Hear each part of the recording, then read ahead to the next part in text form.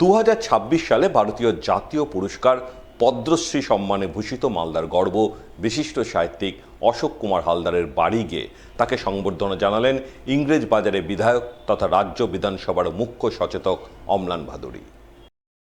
উল্লেখ্য, মালদার গর্ব অশোক কুমার হালদারের বাড়ি মালদা শহরের বিধানপল্লী এলাকায়।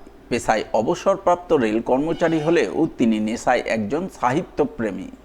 দীর্ঘ 3 দশকের কর্মজীবনে তিনি বহু বই লিখেছেন, যার সুবাদে তিনি একজন বিশিষ্ট সাহিত্যিক হিসাবে মালদায় পরিচিতি লাভ করেছেন।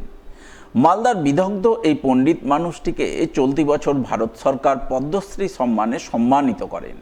সাহিত্যক্ষেত্রে তার অসামান্য অবদানের জন্য সম্প্রতি ভারতের মহামান্য রাষ্ট্রপতি দ্রৌপদী মুর্মু মালদার গর্ব অশোক কুমার হালদারের হাতে পদ্মশ্রী পুরস্কার তুলে দেন। এই খবর জানতে পেরেই শনিবার বিকালে অশোকবাবুর বাড়ি ছুটে যান ইংরেজবাজারের বিজেপি বিধায়ক তথা রাজ্য বিধানসভার মুখ্য সচেতক অম্লান ভাদুড়ী।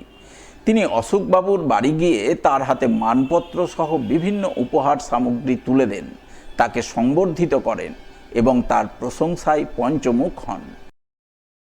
অশোক কুমার হালদার, যিনি 2026-এ পদ্মশ্রী প্রাপক, এই বিরল সম্মান ভারতবর্ষের আমাদের এই বিধানসভার অন্তর্গত আমাদের এই এলাকা থেকে তিনি পেয়েছেন।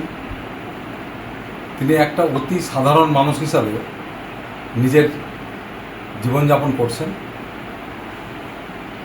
এবং তিনি তার এই যে সুন্দর লেখনী, তাকে আমরা জিজ্ঞাসা করলাম যে কিসে অনুপ্রাণিত আপনি হয়েছে। তিনি বললেন, প্রকৃতি থেকে আমি অনুপ্রাণিত হয়েছি। আমাদের যে ভারতবর্ষের সংস্কৃতি, সেখানে কিন্তু প্রকৃতিকেই আমরা দেবতা ভাবি, দেবতাই প্রকৃতি। তিনি আরেকটি জিনিস, সমস্ত গীতার 18 অধ্যায় তার মুখস্থ এবং তিনি গীতার যে কোনো শ্লোক এবং তার ব্যাখ্যা তিনি যখন মনে করছেন তখনই করতে পারছেন। এরকম একজন বিরল প্রকৃতির মানুষ, পণ্ডিত মানুষ, তার সান্নিধ্যে এসে আমাদের খুব ভালো লাগছে এবং আমরা গর্বিত আমাদের এই বিধানসভা থেকে তিনি পদ্মশ্রী পেয়েছেন এবং তার যে লেখা সেটা আগামী প্রজন্মের কাছে পৌঁছে দিয়েছে।